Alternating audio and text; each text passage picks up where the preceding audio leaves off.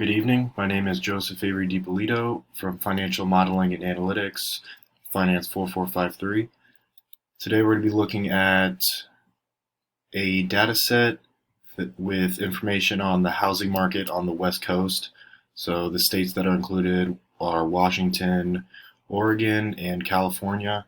And here we have all this data that tells us new listing counts, active listing counts, pending, median listing price, how the price has gone up, and how the price has gone down. So with all this data, I was able to move it over to Tableau. And after inputting all the data, I made a few sheets. First of all, we have a map here that goes over the 3 states. And on this map, I can see the median listing price per state.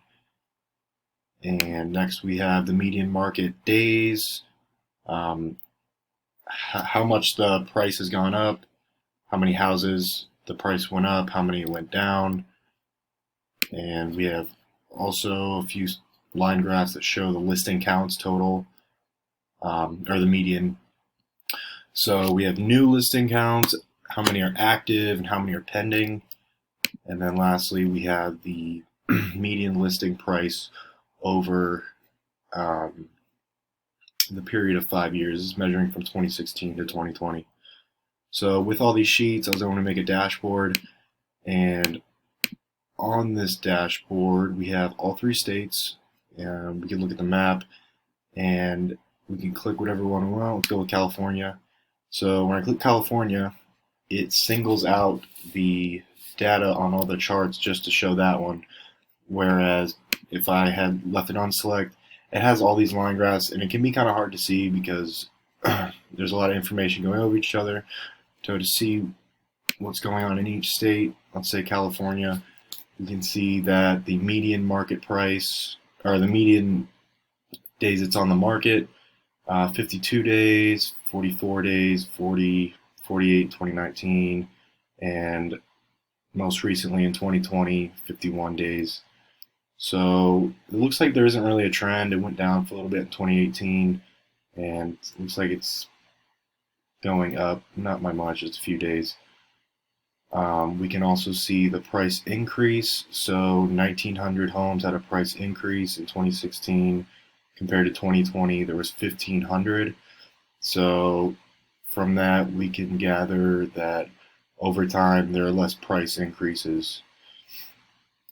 And the prices, it looks like it over the past 5 years it's been going up and down, but the number of decreases in 2020 is sitting at 12,000 right now. So maybe that's not good. I know with Washington we can kind of see a trend where, let's say in a state where when there's more price increases, we can see that there are a lot less price decreases.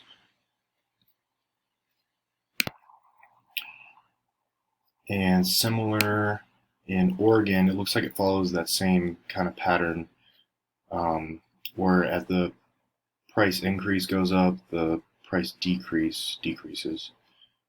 Moving into listing counts, in Oregon.